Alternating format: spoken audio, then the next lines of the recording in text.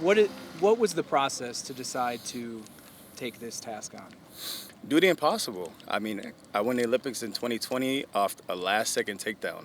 That's near impossible. But to win the Olympics, it's not impossible. But in that instance, you want to be the best that you can, and I want to come to a new field and be the best that I can. It's in my eyes, it's mandatory. It's a goal. It's not about just joining a football team. It's about making it through and being a product that people can look at and be, hey, this guy has never played football in his life and he made it. And kids are gonna look at that and be like, wow, I can be something with myself. Because when I was younger, we had none of these opportunities. And for me to finally push that narrative of you can come from one sport to another, that's that's an incredible thing, and I hope people realize this and can see that they can do whatever they want with their lives. It's not just one sport to another. You go from the maybe one of the ultimate individual sports to the ultimate team sports. What's that transition been like for you at this level? Just we have so many amazing guys. We have man, look, you got Von Miller, you got Ed Oliver, Daquan Jones. I'm sitting on the line next to some of the greatest football players. D lineman, and let's talk about Vaughn, a Hall of Famer. In practice, I'm talking to them. I mean, when I'm a kid, I'm watching Vaughn win for the Broncos Super Bowl. Like, this is fascinating. This is a once in a lifetime opportunity. And man, like I said, I'm very grateful. Nobody gets to see this. Nobody gets to ever have this opportunity, and this is definitely a unicorn situation. But every day I put in my all. I show up with gratitude, with honor, with anything that these guys want me to do. I will do it without a question, and that's just the wrestling way. What was the process like of figuring out what position you would play? Was they just like, this is where you fit best, or like?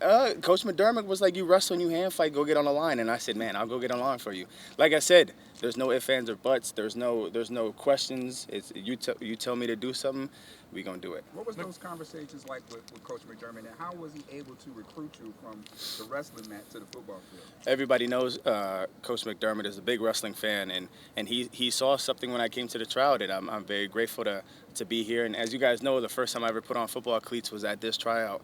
So this means a lot more. This is personal to me because I don't want to be that guy that has came and has just came. You know what I'm saying? I want to be the guy that makes it.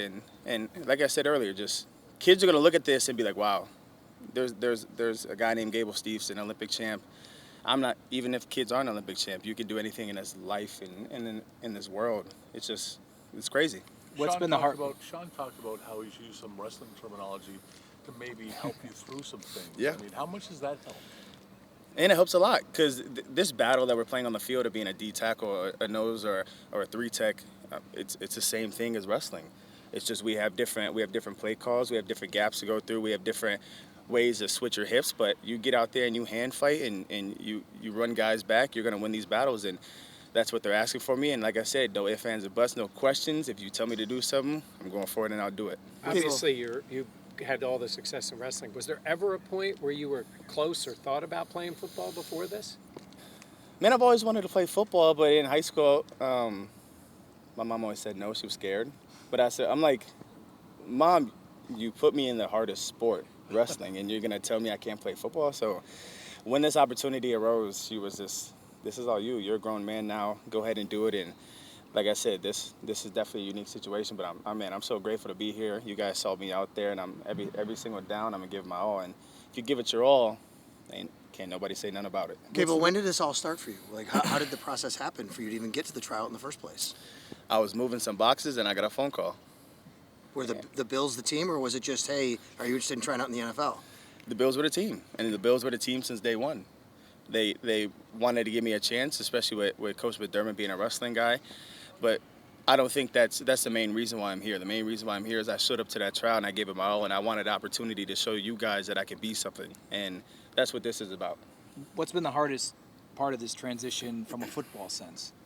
From a football sense, just the playbook. You know, in wrestling we don't have 10 different directions to go, and here you got to read a pass, you got to read a reach and a base and all those funky words that a lot of people don't know. But if you're football related, you know. So I came in here just a blank slate and ready to learn, and I'm a week in and I feel like I'm light years ahead. So I'm excited to see how this mini camp is going to end, and I'm excited to see how training camp is going to go, and just keep giving it my all. What is your level of patience knowing that this, learning, you're starting from scratch and just not knowing where things might be in September or beyond? Man, it's one day at a time. I'm not even looking towards September. September will come and September will flourish if we look one day ahead. Even if not even one day ahead, one play ahead. One play ahead, one step ahead. If you're looking all the way to September, you're not going to get far because you're looking for the future. I'm looking for the present. Give it my all. Yeah, I've said it, man, a couple times. You know, there's really nothing else to do, man. We decided to play. I'm excited for this new venture. I want to get Buffalo my everything. I know the fans out there are going to care about this moment, and all the wrestling fans are going to care about this moment, and I just want to be that person that, hey, here's a guy that's never done it, and he's going to do it, and I believe myself. You spent a mentioned the few cleats. You got helmets. You got shoulder pads. What's the one that you're like, oh, really? This is what you got to do? The helmet. I didn't know the helmet was that damn heavy. Because we're used to headgear, and sometimes the Olympic style, you don't have no headgear. So I put on a helmet, and you talk, get in the stands. I'm like, hey, I can't pick my head up. Because you'll get used to it. And now I finally got used to it. So the helmet, man, about 35 pounds the way it is now. But, you know, you've got to protect ourselves. You had so much success as a wrestler. You spent a few years in the WWE. What was that experience like? Was there any frustration with how that process went? And what's that like transitioning now into another venture after that time? Just, I think, just looking past that, just keep believing in yourself. Some things will go right, some things will go wrong, but you know we're here now, and I'm grateful for this. Where's the Olympic medal right now? My mom has it somewhere locked up. I have no clue. It's one of those things that you have it, and it's not a. You look at it every once in a while. To me, it's still really fake. You know, just because you're an Olympic champ. You grow up watching. Well, for me, it was like Usain Bolt, and we had Jordan Burroughs, an Olympic champion in 2012.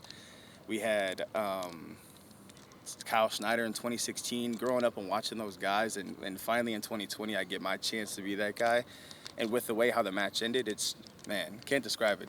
It's still, I still watch the video and get a cold shock down my back. I'm sure you're aware that Jordan married a Western New Yorker who's He did. related to Thurman Thomas. Yes. And I don't know what those conversations have been like about Buffalo. Have you talked to Jordan about Buffalo or the family, about the Bills or anything? No, I just know Jordan Burroughs loves Buffalo Bills, and I'm here, and we love Buffalo too, so ain't nothing wrong besides love Buffalo.